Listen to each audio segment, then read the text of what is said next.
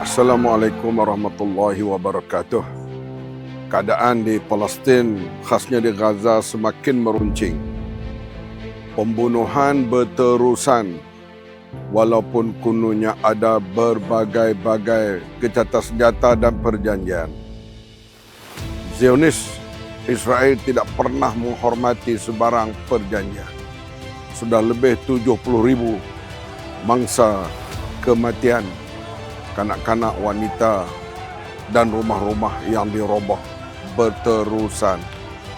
Sekarang lebih dahsyat lagi, Iran pula diserang oleh Amerika dan Israel.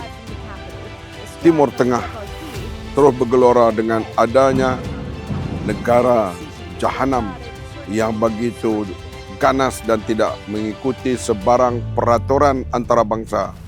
Kita mesti tunjukkan simpati dan bantahan kita terhadap kezaliman yang berlaku berterusan di Palestin.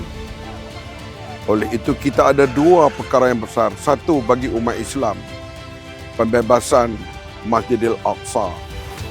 Bagi manusia yang lain termasuk yang bukan Islam, ini soal kemanusiaan. Demonstrasi membela perjuangan rakyat Palestin begitu hebat berlaku di Eropah. Majoritinya orang bukan Islam keluar hampir setiap minggu membantah kezaliman Zionis Israel. Apakah kita hanya menjadi penonton? Sedangkan kedua-dua itu tanggungjawab kita, pembebasan Masjidil Aqsa dan soal genosid kemanusiaan yang berlaku begitu berterusan.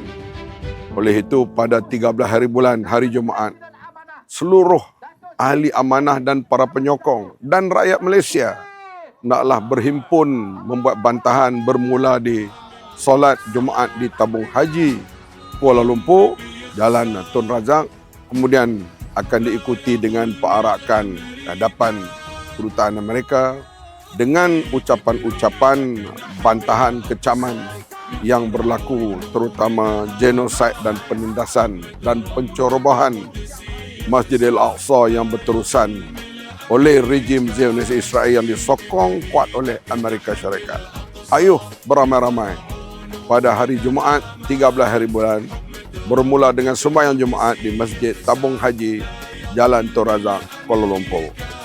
Semua diminta hadir untuk bersama.